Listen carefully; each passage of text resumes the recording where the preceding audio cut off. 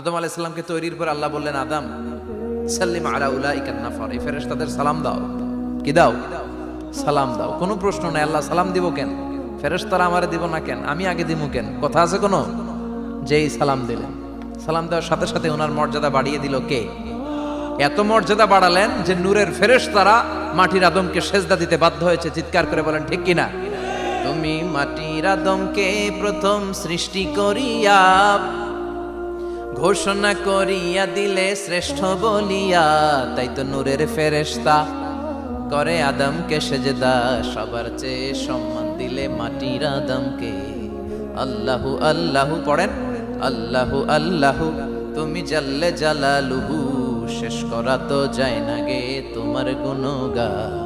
আল্লাহু আল্লাহু সুবহানাল্লাহ পড়েন।